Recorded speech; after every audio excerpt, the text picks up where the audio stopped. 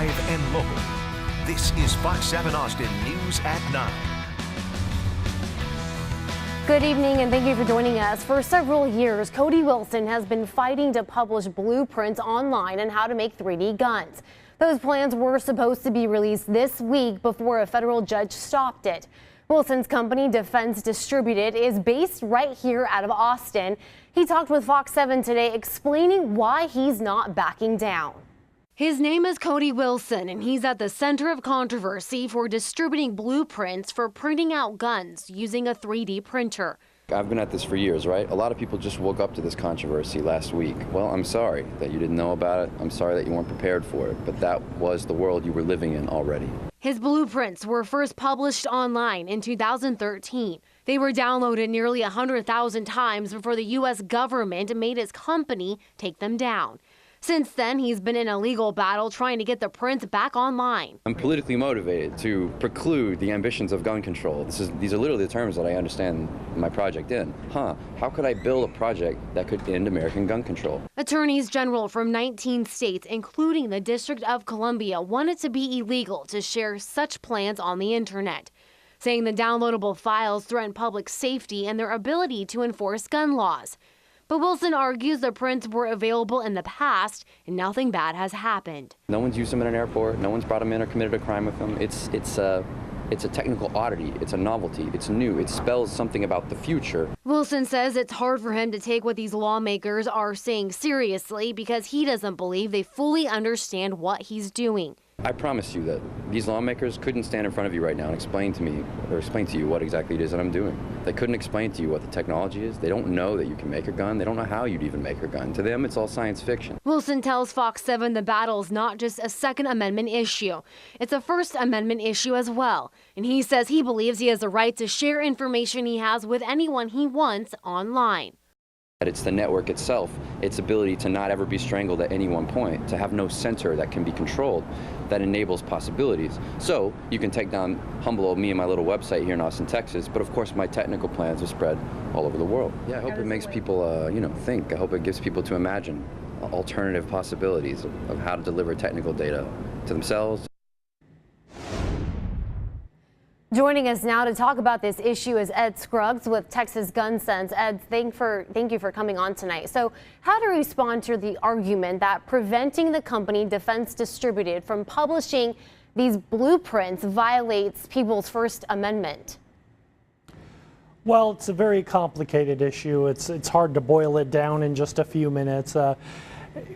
I think the courts are going to have to ultimately decide whether this is a First Amendment or Second Amendment issue or both. But what I hope people out there and viewers tonight are asking themselves, is this something we really need? Is this going to make us safer? Just because we can do something, should we do it? I mean, that's what we didn't touch upon in that story there, is the gun that Mr. Wilson is making can be undetectable at a security checkpoint if it's made a certain way. Is that what we want? Is that going to make your children safer in school? Is it going to make you safer at the airport? And he mentioned nothing's happened yet, but all it takes is one time. So this is just making people aware of an issue that Mr. Wilson did correctly mention. It's been boiling for years. It's been 5 years since the first 3D gun was made. And it was just a flashing light to lawmakers and to government, state and federal, to try to do something, and really they didn't do enough. And so here we are at this crossroads now.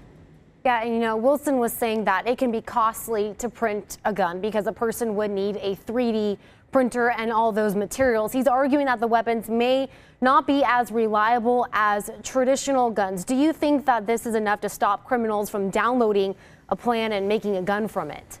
Well, it doesn't make it easy, and I think there is a point the technology is still evolving, and it will likely evolve fairly quickly. But then again, someone that could legally go in and buy a gun doesn't have the motivation to buy a 3D printer that could make this one. But I guarantee you there are people that do have the motivation. And there are terrorists that have the motivation, and people that just want to wreak havoc and anarchy have the motivation. Sure, the gun may not be durable, but again, if you can use it once or twice, that may be all you need.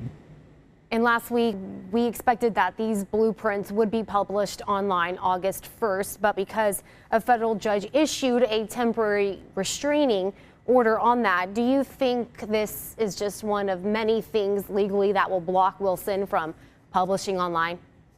Well, there is debate as to whether it's possible to actually fully block it. I think what this provides us with is the opportunity to educate the public and lawmakers now that, hey, this is a reality and it's here. So we actually have another chance for lawmakers and the public to get on board and voice their opinion that we want to do something about this and we want to at least regulate it or control it now while we still have a chance. Okay, and I also just want to touch on Texas Representative Lloyd Doggett sent a statement to Fox 7 tonight explaining a bill he introduced last week that addressed this topic. For those of you watching, the statement is on your screen right now. He wrote in part, quote, "The Untraceable Firearms Act, which we introduced last Tuesday, addresses 3D printed gun traceability for law enforcement by mandating a serial number and addresses detectability by requiring sufficient metal components to be visible on existing screening devices." So our question for you tonight, this bill, the first draft, obviously, and do you think this kind of support is what it will take to get to Congress, this issue? Well, this is the type of control that I was talking about, or regulation that I was talking about. Putting something in place to where the gun is detectable at security checkpoints, and it's something that you can't just pop out to get through the checkpoint. It's an integral part of the gun. And also a serial number. So police can trace the gun if they find it at a crime scene. Right now, there's no way to trace that, which is a very inherently dangerous part of all this. So again, I think we're looking forward to the day where these guns may be out there, but there are steps that will need to be taken to regulate them. And we're trying to take advantage of this moment in time to put something like that in place. It's going to be very difficult, though, for Congress to pass something like that because it's such a divisive issue. Exactly. All right. Well, Ed Scruggs with Texas Gun Sense, thank you for coming in tonight. We appreciate it. Thank you.